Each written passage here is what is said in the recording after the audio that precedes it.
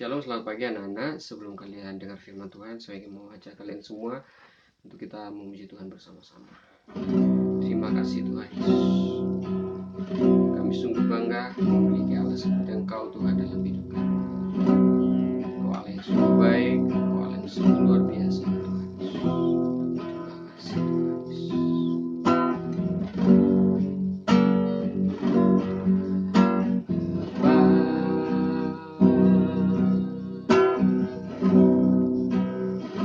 Engkau sungguh baik,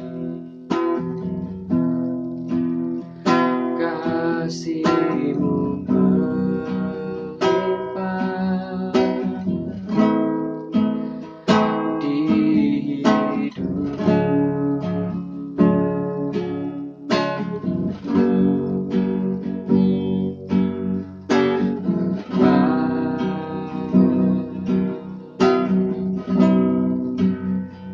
Ku berterima kasih berkat-Mu hari ini yang Kau sediakan bagiku. Ku naikkan syukur, naikkan syukur,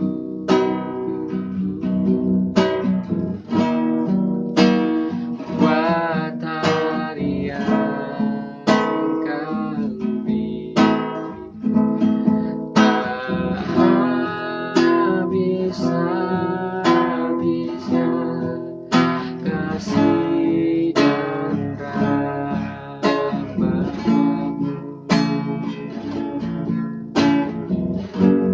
selalu baru dan tak pernah terlambat menolong aku.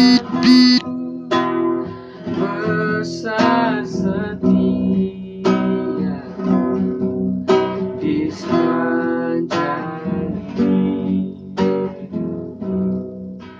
Katakan sekali lagi, Bapa, Engkau sungguh baik. Terima kasih Bapa.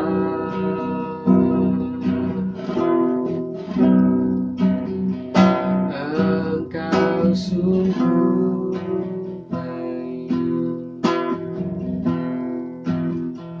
kasih-Mu melimpah di hidupku.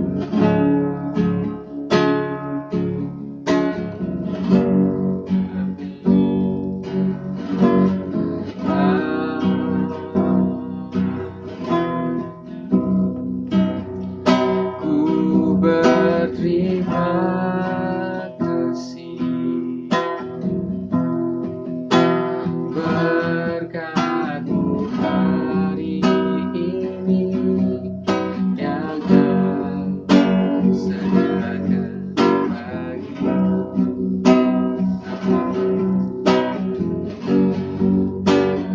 Naikkan syukur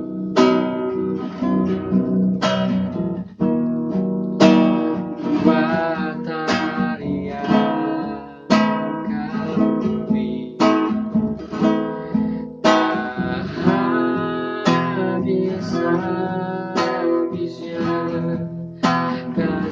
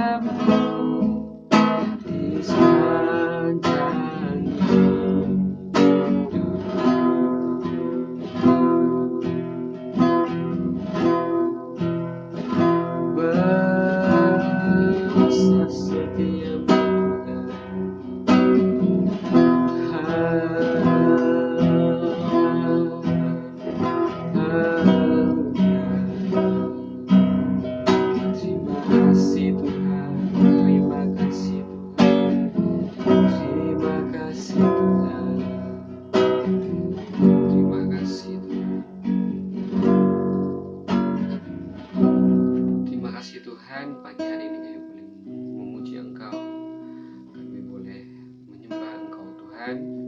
Engkau Allah yang hidup setiap hari dalam hidup kami ya Tuhan. Terima kasih Tuhan, sebentar kami mau dengar firman-Mu.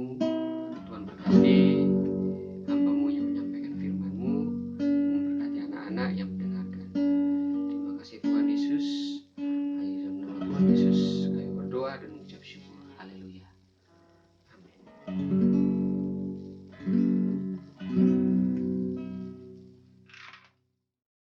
Selamat pagi anak-anak, mari kita awali devotion pagi ini dengan berdoa terlebih dahulu. Tuhan Allah Bapa kami yang di surga, kami mengucap syukur buat pagi yang baru ini.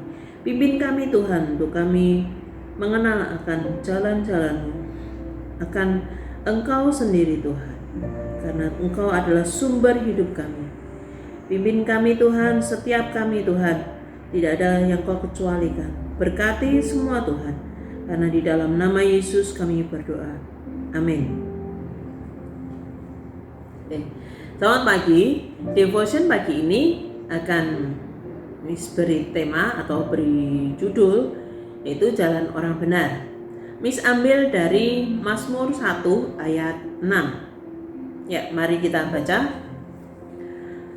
Sebab Tuhan mengenal jalan orang benar, tetapi jalan orang fasik menuju kebinasaan. Beberapa waktu yang lalu, Miss dapat postingan video dari grup WA teman-temannya Miss yang berisi tentang seorang yang naik motor di jalan yang banjir. Kemudian pengendara motor itu akan mendahului mobil box. Ya, dia akan mendahului dari samping kiri dari mobil box itu. Namun tanpa disadari, dia malah terperosok dalam suatu got. Nah, karena banjir, jadi tidak terlihat mana yang jalan, mana yang saluran got itu. Tidak diperlihatkan di video itu bagaimana pertolongannya, mungkin orang-orang sekitar itu tidak. Namun di sini sangat berbeda, maksudnya gini, dia maunya mendahului malah terperosok. Ya, dua hal yang berbeda. Sama dengan perjalanan hidup seseorang, ya, kadang-kadang tidak seperti yang dia pikir. Beda, ada hal di mana Tuhan bisa membelokkan satu jalan hidup seseorang, ya. Atau mungkin dari suatu peristiwa yang kemarin kalian alami mungkin ya. Ya, tanggal 6 dan 7 kemarin ada program dari pemerintah di mana yang di Jawa Tengah ya, khususnya di rumah saja gitu kan. Ya, siapa menyangka di rumah saja itu banyak penduduk Semarang yang terkena banjir. Nah, lalu 2-3 hari dibersihkan. Capek pasti. Nah, siapa menyangka tanggal 23 Februari kemarin terjadi banjir lagi, masuk rumah lagi.